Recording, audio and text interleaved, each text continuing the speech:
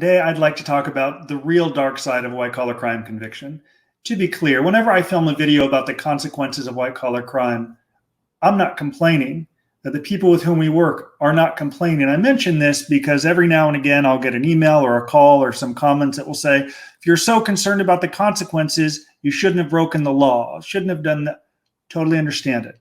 I'm using this video to educate defendants, people who are coming home from prison, who are home from prison, to help them understand what the real dark side of a white-collar crime conviction can be.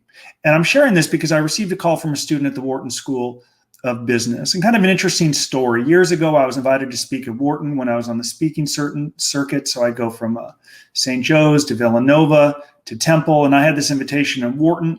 Some professor who is high and mighty rescinded the invitation because they said a convicted felon should not get the stage, which is kind of ironic because at the time there were like 3 alums from the Wharton School of Business who were in prison, so they probably could have used the message more than anyone.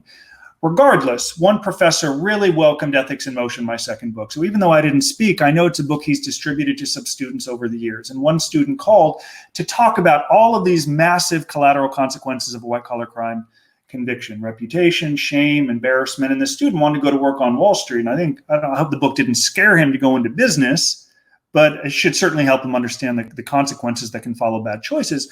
But he essentially said, unless you're rich, how can you ever come a white-collar crime conviction? Like, this is absurd. It is lifelong. You don't really serve your time and that's it.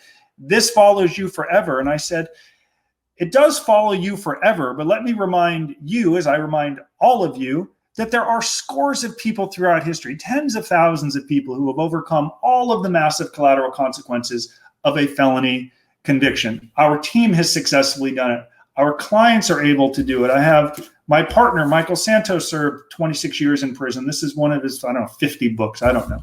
Sean Hopwood served 12 years in prison for robbing banks. He's a professor at law at Georgetown. You familiar with the First Step Act? He was heavily involved in passing it next to the president when it was signed. So I reminded the student, all of you, yes, the collateral consequences can be massive, yet some overcome. So what I want to talk about is why some overcome and why some do not overcome the real dark side of a white-collar crime conviction. And here's why. Some defendants feel their case should have been handled at worst civilly, not criminally. Some feel it was an overreach by the government. Some frankly don't think that it was unfair. And some who did something wrong feel the collateral consequences are just too significant. So a number of defendants, as they kind of descend into this real dark side of white-collar crime, they come to see the worst in everything.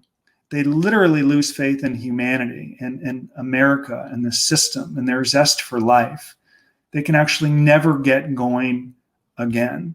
The skill set they still have, the skill set many of them use to build businesses and support a family and employ, in some cases, tens of thousands of people. They still have it, that they can't muster the strength to create and work and get going again. They're so angry, they can just never start.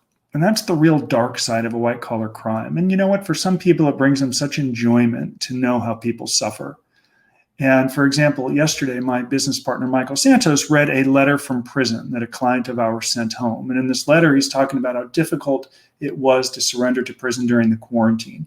And you'd be surprised how many people take pleasure knowing how much this person struggled while surrendering to prison, right? You can't just serve your time. For some, they take pleasure in your pain and struggle. So while that is a consequence, again, people have overcome that. So the real thing to avoid or not give into is trying somehow to maintain some faith, recognizing that you can become better, recognizing that the struggle can eventually end as it has for so many. But if you're so angry, if you can never start, if you lack the strength some days to get out of bed, it's going to be very difficult for you to overcome as others have. And one other thing I'll touch on before I wrap up this video on Sunday, July 19th, 2020, before I go swimming with my family and kids and celebrate my wonderful wife Sandra's birthday. I want to touch on the reality that it can be very difficult to rebuild and start over. So some who may have the strength and zest to want to rebuild can be very humbling to come home and have to start over at zero, especially if in your 50s and 60s, some cases 40s, where you're totally rebuilding because you've lost your career, what you had done previously. It can be very difficult to invest the time to learn new skills, to market yourself properly, literally to start from the bottom. When I came home from prison, I picked up phones for 3 months, and I share this not to impress you. There's frankly nothing impressive about picking up phones, though I do believe all work is honorable. And now 12 years later, I occasionally get some messages where they say you are some rich, privileged. In one case, a guy recently said you're some rich, privileged Jew from Encino who never knew struggle. And they're angry, and I understand they're angry, and they can choose to take it out on me. I have a different perspective after going through this experience, though I would remind him and you and anyone that even when I came home from prison, forgive me, I hit the microphone. When I came home from prison, I wasn't immediately a federal prison consultant or national speaker on ethics and white-collar crime. I picked up the phone for many months. I had to learn new skills. I had to hone my craft. I was willing to do anything I had to do to support myself, pay my restitution, and pay my health insurance, for which I didn't pay for 11 months when I came home because I didn't have the resources.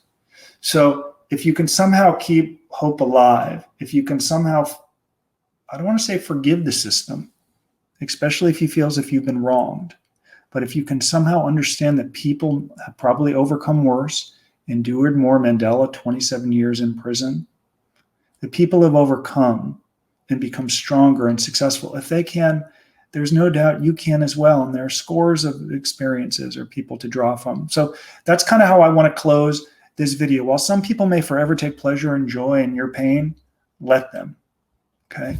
While some people will forever fixate on how wrong this is and how the government overreached, they will never be able to gain traction. Some people are made for this and perhaps some are not.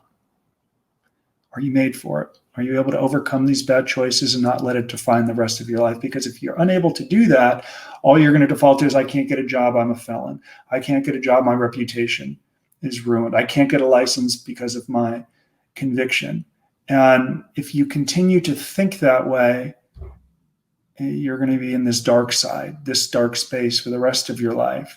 And the prosecutor who took you down, who's now probably a defense attorney commanding a high wage, will never think about you again, except when they put your case on their resume. Will never think about you again, but think about what it's costing you, right? Besides the prison term, it's going to cost you your ability to grow and rebuild, perhaps grow stronger with your family, build a business, overcome, demonstrate, and leave a better legacy for your family. The real dark side is something you've got to avoid beyond the initial consequences of shame, reputation, financial embarrassment, losing your freedom. I get it. People have overcome it.